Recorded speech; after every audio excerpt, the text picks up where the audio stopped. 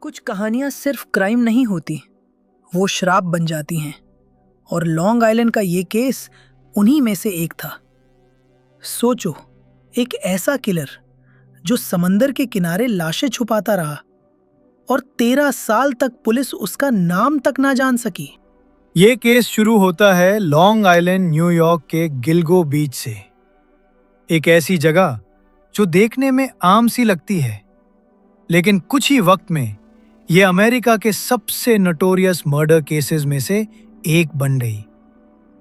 2010 में पुलिस एक missing woman को ढूंढ रही थी, लेकिन सर्च के दौरान उन्हें एक डेड बॉडी मिली और फिर कुछ ही दिनों में 3 और बॉडीज मिल रहीं।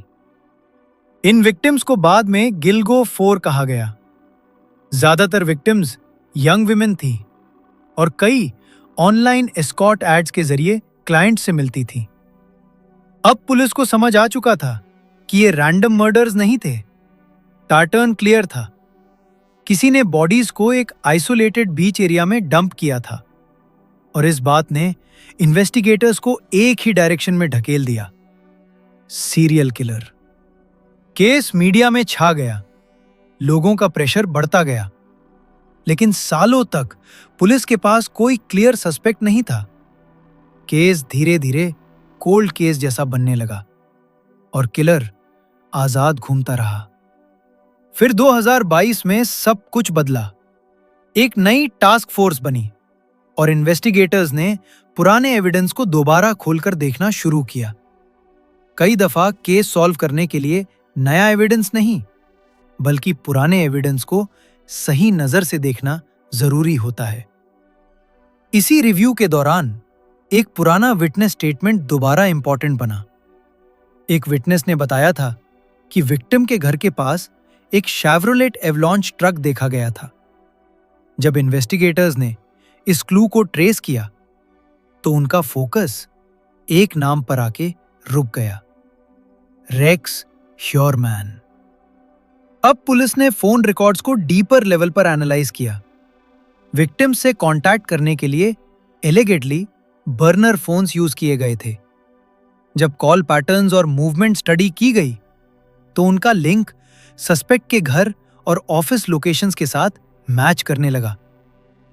इन्वेस्टिगेटर्स के मुताबिक ये मूवमेंट मैसापिक्वा और मिडटाउन मैनहट्टन के दरमियान फिट बैठता था। एक जगह जहां सस्पेक्ट रहता था और दूसरी जहां वो काम करता था। अब केस सिर्फ अंदाजे पर नहीं, डेटा पर खरा हो रहा था।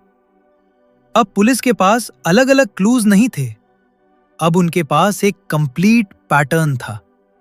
Truck clue, burner phones, movement data, हर चीज धीरे धीरे एक ही आदमी की तरफ इशारा कर रही थी। लेकिन इन्वेस्टिगेटर्स को अब भी एक फाइनल साइंटिफिक पुश चाहिए थी, ऐसा प्रूफ जो केस को और मजबूत बना सके। और यहीं फोरेंसिक साइंस ने सबसे बड़ा रोल प्ले किया। रिपोर्ट्स के मुताबिक पुलिस ने सस्पेक्ट के फके हुए पिज्जा बॉक्स से डीएनए सैंपल लिया।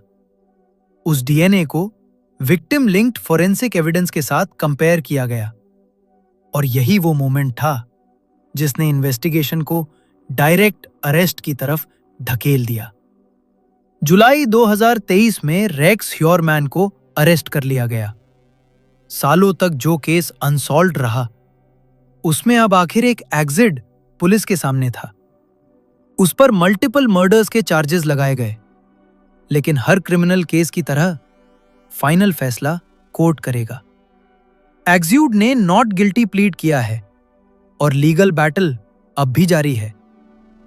ये केस हमें एक सिंपल लेकिन पावरफुल बात सिखाता है कि कभी-कभी सच सालों तक छुपा रहता है, लेकिन पुराने क्लूज, नई टेक्नोलॉजी और पेशेंट इन्वेस्टिगेशन यूज दोबारा जिंदा कर देते हैं। लेकिन सवाल अब भी बाकी है, क्या ये कहानी सिर्फ एक आदमी तक महदूद थी, या इस अंधेरे में अब भी कुछ और छुपा हुआ है? अगर आपको ऐसे रियल क्राइम ब्रेकडाउन्स पसंद हैं, तो चैनल को सब्सक्राइब करें, क्योंकि ऐसी और डिस्टर्बिंग लेकिन इंपॉर्टेंट कहानियां हम इसी तरह सिंपल और क्लियर अंदाज में लाते रहेंगे।